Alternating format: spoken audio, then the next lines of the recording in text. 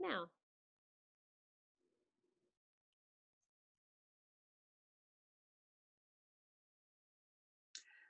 Hello, I'm Josephine Cafagna and welcome to this evening session, at least evening here in Melbourne, because we're talking to our special guest who's in London where it's morning, and that's Geoff Mulgan. He's Professor of Collective Intelligence, Public Policy and Social Innovation at UCL, former Chief Executive of Innovation Foundation Nesta, and according to his Twitter account, he's a social entrepreneur, policy geek and infinitely curious about how the world works. Geoff, welcome. Hi there. Hi, Josephine. Tell me how you think the world is working right now. Well, very unevenly, I think, is the story. In a way, we have a common crisis, perhaps as never before in our history, where the whole world is being affected by COVID-19, but incredibly different experiences and responses from the very successful sort of management of the crisis, particularly in some of East Asian countries, somewhat messy or very uneven across Europe, and then in the US, a crisis which appears to be potentially spiraling right out of control. So it's strange times to be living in, that's for sure. And why do you think there is such a diverse response, reaction and preparedness to this? Well, in a way, this is a test of many things. It's a test of the competence of governments, and some have turned out to be very, very efficient and competent and manage the testing and the contact tracing and the isolating, the quarantining. And others have, frankly, just not been really up to the job and have floundered around. And it doesn't seem to correlate with the wealth of countries. So some very poor countries are doing very, very well, and some very rich countries are doing very, very badly. And of course, it is, I'm sure we'll come on to this, also a test of civil society, how well placed are both the formal organizations, NGOs, and informal networks to cope very rapidly with this shock. The whole economy grinding to a halt, everyday life grinding to a halt. This is a war-like shock we're all experiencing. I'd like to turn to the role of the volunteer in all this. Have you perceived or noted any change in not just the role, but also in a sense the meaning during this COVID crisis? I think we're seeing, certainly in a country like the UK, an extraordinary shift in the importance of volunteering and how it's seen. So at one level, it's very, very local. So every neighbourhood, I live in a little town outside London called Luton. In our neighbourhoods, we've seen the sudden creation through WhatsApp and Facebook and neighbourhood sites of voluntary arrangements for looking out for isolated older people, doing food deliveries, all that sort of stuff. We've seen at another layer up, right, for example, right across London, every borough now has food depots staffed by volunteers doing daily deliveries to tens of thousands of people who can't go out and shop for themselves. And that's, again, come out of almost nothing very, very quickly. And then at a national level, one of the exciting things for me has been seeing what's happened to a platform called Good Sam, which I was involved in creating in my last job at Nesta, where we sort of commissioned it and then funded it. And originally it was meant to be a platform for volunteers to support the ambulance service. So if someone had a heart attack, you would use smartphones to find a nearby trained medic who would be able to get to them, see where the nearest defibrillator was, and ideally help them faster than the ambulance service could get to them. And that spread all over the world. And that platform, the Good Sam platform, has now been used to mobilize an army of volunteers for the health service. 750,000 people applied to volunteer within 2 days when that was announced, and nearly all of them are now beginning to be used. It can be driving people to and from hospital, getting visits, etc. In a way, the system has struggled to know how to cope with this extraordinary outpouring of public willingness to give something back, to contribute, to help sort out the crisis. But it's been, and everyone is wanting to volunteer, everyone's wanting to do something. Well, it's people power at its best, really, isn't it? And what lessons can authority take from that? Is it a model that society can harness and learn lessons from and use even beyond a crisis?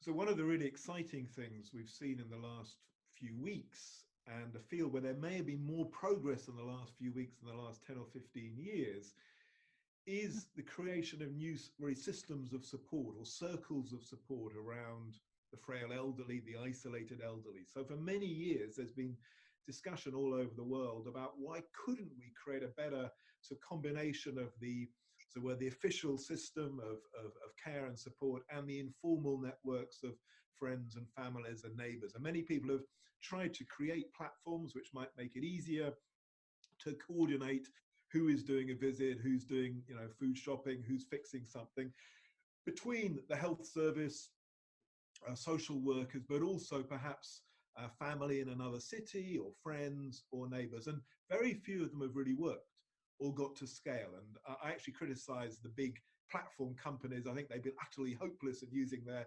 technology for the huge issues of an aging society and loneliness and isolation. But now, in the last few weeks, because this has suddenly become so necessary, we've seen lots of new platforms being designed, being used at very large scale to combine, to say, the formal public sector services, the official, as it were, voluntary sector, but also the informal stuff. And my hope is that this becomes really a model for the future. This is how probably any society should be caring for people in need, especially the frail elderly who can't get out and can't do things for themselves. But the same sort of system would apply for adults with disabilities, or perhaps sometimes for care for children too. And my hope is in these models is, as it were, a possibility of a different kind of partnership between the state and society, to put it at its grandest, but where we really structure our support around the needs of the individual, not the needs of the system. And it seems, as you pointed out, these have happened very quickly and very efficiently. We've had sewing groups banding together and sewing PPEs. We've had and scrubs, and we've had almost, in a sense, where government has failed, community has picked up, and they've done so at great speed. It's like a new meaning to the word volunteer, isn't it? It's, as I say, picking up where governments and other authorities have failed and doing it very efficiently. Yeah, well, certainly on protective equipment, there have been, certainly all over this country, so many examples of people just doing it themselves. I think in some countries, governments have done incredibly well. I think it'd be quite wrong to see this as a crisis which has shown that government is inherently hopeless. It's just that they've been very uneven in their response. And for me, what's also exciting about the last few weeks is volunteering has meant things at many, many different levels. So just to give 2 or 3 examples. So in the field of science, obviously there's been the science of vaccine development in the big companies, the big universities, but there's also been this huge community of citizen scientists working together at very large scale to speed up the development of new insights. So like Foldit, an online platform for new proteins. There's open source collective intelligence methods to design new kinds of ventilator or new kinds of protective equipment. The vaccine effort, again, has an sort of official, formal, big science side, but also has this whole other dimension of thousands of people contributing something outside the system. And more, I think we're going to see that as the future of science, actually. It's already beginning to happen in fields like astronomy, where you have 1 million people volunteering through citizen science platforms alongside the paid astronomers. We've increasingly been having this happen in healthcare with very large numbers of patient groups trying to become involved in the creation of new knowledge and not just the use of knowledge. And all of that has been accelerated by the crisis. And I say it transforms what we mean by volunteering. So volunteering can now mean incredibly sophisticated scientific work, or it can mean just going down your street and providing a bit of shopping to your neighbor.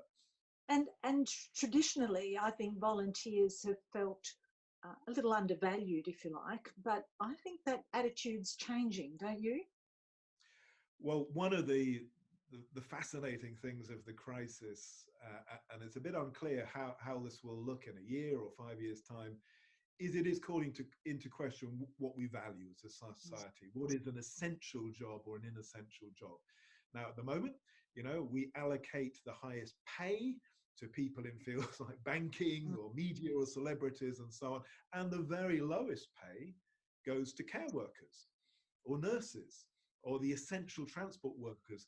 And yet in this crisis, the front line has been precisely the lowest status, lowest paid roles. And even below them, the volunteers not even being paid at all for that. And I think as a society, we're saying, well, something's gone pretty badly wrong here, where we treat these truly essential roles with such lack of respect and recognition and reward, and we give enormous rewards to people who do perfectly decent job but actually aren't very essential when push comes to shove.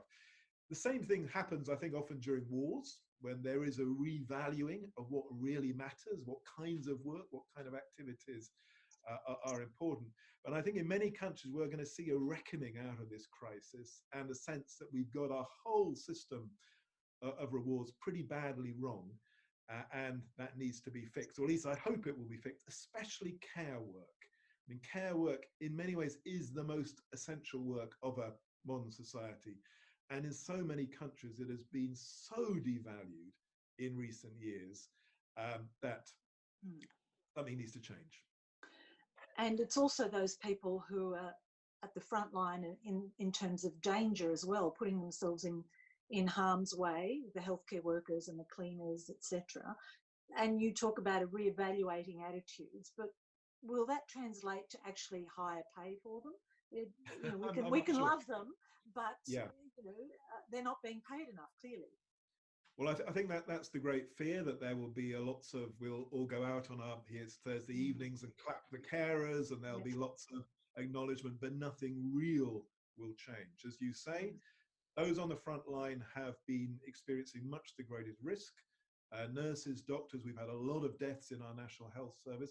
Also, jobs like bus drivers. So in London alone, 50 bus drivers have died so far from COVID-19 because they're in an enclosed space. And I think they're demanding not just that they get proper protective equipment, but again, that there is a shift in relative reward and relative resources after the crisis. I think we saw this after the last two world wars, and this isn't yet a world war, but it's very interesting. People during past crises have said, we don't just want to get back to normal. We don't want to return to the status quo, because actually that status quo was deeply flawed in many ways. And certainly in this country in 1945 and back in 1918 after the two world wars, people demanded a change in rewards, a change in what was valued. That's what led to our creation of a health service, a welfare state, and so on. And it may not be quite so fundamental this time round, but I think there will be strong political pressure for a new set of values to be reflected in how we run things. But do you hear that call through the community, through the public? I think the politicians sense it. Good politicians can tell something is shifting in the public mind, and you can already begin to see them using a very different language here to 4 or 5 months ago. We have obviously a conservative government, it's got a big majority, but its language now is much more about the collective, about solidarity, about sharing, about valuing the carers, the essential workers, and so on, in a way they would never have talked last year. So I think something will shift in fundamental ways. And of course, we've got a much bigger set of issues around the economy. We have huge numbers of people now on furlough, with their salary being paid by the government.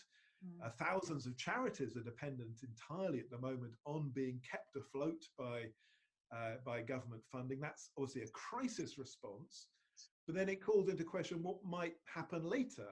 Are there, in Europe, for example, there's lots of discussion on universal basic incomes. And in a way, we have something like a universal basic income already here through the crisis. Could there be some shift to something more like that, which actually then does transform volunteering? So in Scandinavia, much talk of creating some basic level of income, which would then allow many more people to choose perhaps to do less paid work and do more in their community, more meaningful activities, perhaps in the community, in health, but also in fields like the arts. Anyway, all sorts of possibilities are opening up, which were not even on the agenda a year ago. Is it your view in general that the collective memory is pretty short, that people just want to get back to normal, that the sooner this is over, the better, because a lot of people are losing money, it's painful, a lot of lives, etc. But as soon as it's over, we'll forget it soon enough? Who knows? That's the $64,000 question. Obviously, people are desperate for some kind of return to normality. A lot of people are really struggling with lack of cash, lack of work, the mental health struggles of being at home.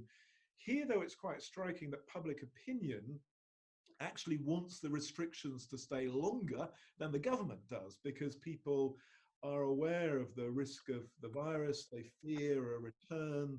They fear that we'll loosen things up too soon. And I think in some ways, maybe they're being quite wise about that. It looks highly likely, as we see around the world, that there will be second and third waves of infection. This won't be a one-off spike and then a loosening. And I think the longer this situation goes on, the more people will say, let's use the crisis not just to have a problem and then revert to where we were, but how can we use some of these tools to solve deeper problems? So climate change is a very obvious one, very live debates all across Europe on how to use some of the tools of the crisis of the COVID crisis, which is very rapid, very visible, very deadly, but can we use the same methods to deal with a climate crisis, which is slow, less visible, less immediately deadly, but in the long run, perhaps much more deadly. And I think that's a very constructive debate to be having, and it's right in the mainstream. I mean, the polls show a majority of the public right across Europe now wanting to use the crisis to speed up action on climate change, which was by no means obvious a few months ago that would happen. And can I just briefly look at the healthcare system as well?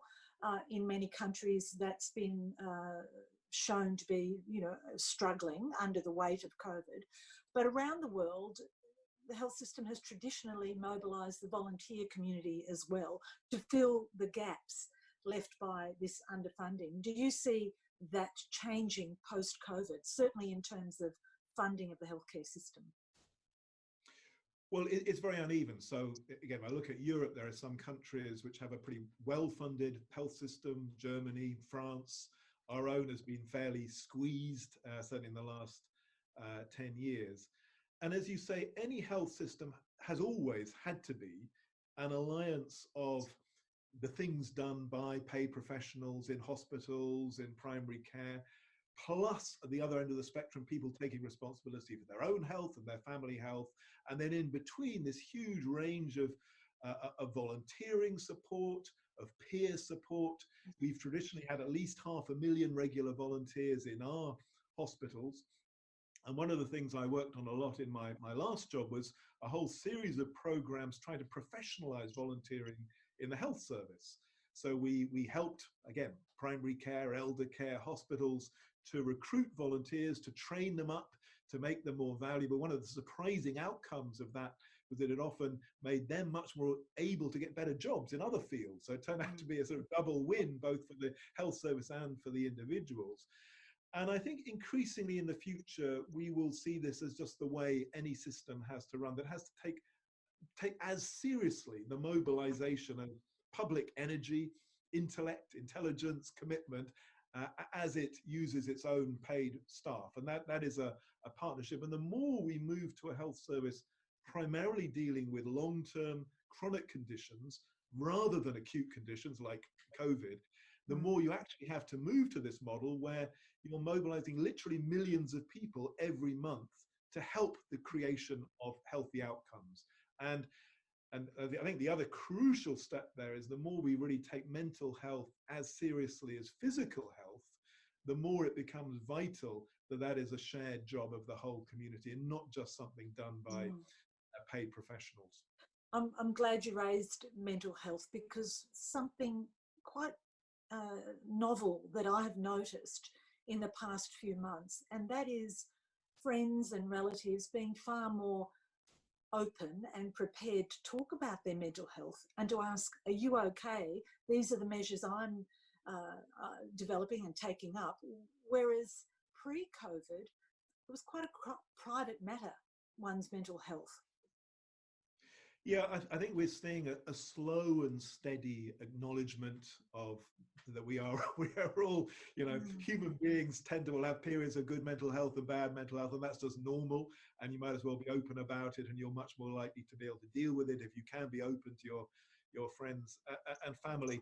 And there's a whole range of different responses. So one is, I think, this is where isolation becomes so important. We now have lots of evidence that being lonely and isolated is really bad, not just for your mental health, but also your physical health, perhaps equivalent to smoking 40 cigarettes a day. And yet our health system didn't really take loneliness seriously as a health issue, and now it is beginning to, and this crisis has accelerated it. And there's then all sorts of really interesting voluntary responses. So one organization I helped set up is called Action for Happiness. And we has one paid member of staff, about 1 million members. And one of the things we've been doing is creating lots of tools which can be used within the community, in schools, in workplaces, to help, in a way, bring to the surface mental health issues and give people very sort of simple guides and daily habits and practices they can do to help handle their mental health. And we've had obviously an explosion of demand and interest through the crisis, as so many people have been struggling with coping, either being on their own or being, you know, stuck in a house with people driving them mad a little bit, which is the other side of it.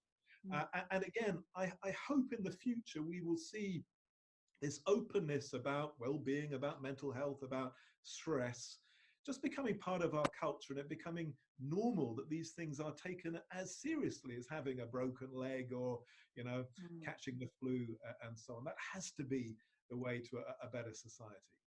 I was looking at one of your publications where you write about the lack of future thinking, of a creative social imagination. Does a crisis like COVID force or accelerate new ideas on social organisation through creative thinking? You've already spoken about quite a few. What do you think of that?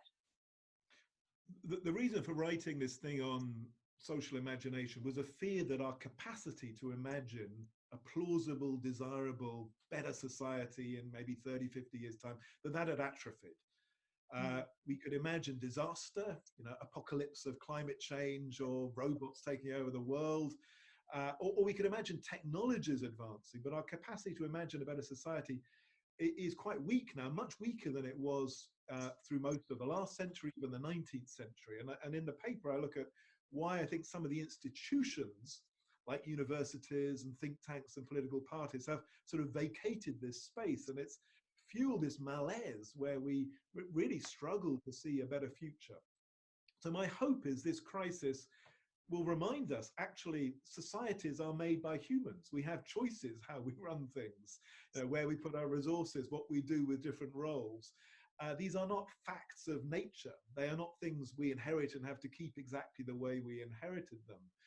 And so out of, I mainly been doing this actually with a group in Finland and a bunch of other countries, including New Zealand and bits of Australia too, where perhaps there is a real appetite for thinking much more ambitiously, with much what a bigger, more generous, more imaginative society could look like, and how do we use this crisis to expand our sense of possibility and not just to try and go back to where we were in 2019. And do you think there'll be an appetite from government to be more prepared, to maybe even have a department of preparedness, or is it possible to prepare for the next crisis? Because we really don't know what it is.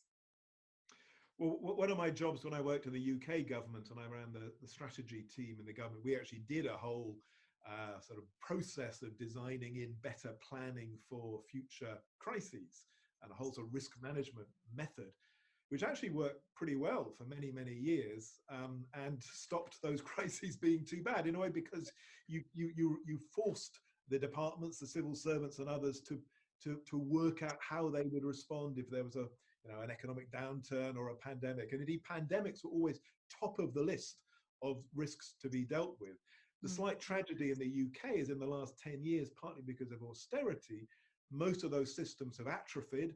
Thousands of civil servants were diverted into working on Brexit rather than working on planning for disasters. But it's definitely something which can be done. And I think any society needs to be a little bit paranoid about things which could go horribly wrong, and just to put a little bit of attention into doing simulations and scenarios and preparations, so that when it hits, you're not knocked quite as badly as some societies have been knocked. But I hope that kind of paranoia goes alongside the positive imagination and the sense of possibility, because we in some ways are in a time of extraordinary opportunity. Exactly 100 years ago, we had the great flu epidemic after the First World War, in which my great-grandfather died, as did 50 million other people. And if you look back at that time, you're reminded of just how incredibly lucky we are to have so much superior systems of science and health systems and welfare systems to cope with this sort of thing. So in a way, it's incumbent on us to think, okay, how do we go further? How do we make sure that our successors in 50 years' time are even better prepared to make the most of their resources and not to be harmed by crises and threats? That seems to be a reasonable aspiration. But do you think, I mean, certainly in Australia, we're very much an optimistic nation, and there's a sense of she'll be right, and that surely won't happen. Surely there won't be a pandemic. That only happens in the movies. Do you think there's that danger that people don't think something like as bad as this will happen? Well, none of us want to, and it's part of human nature and organizational nature to try and not think about high impact but low probability events. But history tells us these things happen. They may be happening more than they did in the past. That's certainly true of droughts and storms and hurricanes and so on. These are rising in incidence. A very globally interconnected world was always bound to have more pandemics spreading more quickly through air travel. And we all depend on the internet, which is, of course, incredibly vulnerable to cyber attacks and new kinds of chaos. So, yeah, I think we depend on probably our governments and others to do some of that hard thinking about nasty things which could go wrong. And I think it's right to hold them to account when those crises hit, whether they're prepared. That's in a way what we have government for. And of course, when the crisis hits, volunteers, civil society will have to fill in and pick up the pieces. But ultimately, they can't do the job that a government can do, the job of, say, running emergency healthcare at very large scale, the job of providing income support for millions and millions of people, as is happening all over the world. So in a way, I think this crisis is reminding us why so much of our well-being depends on good government. But it's also reminding us that that is best done as a partnership with society, and not just government doing things to people, but doing things with people as well. Well, Geoff, it's been absolutely fascinating listening to your take on things, and I do appreciate you sparing time at the moment, all the way from London. And yes, thank you again. Thank you, Josephine, and take care. Stay safe. Yes, you too.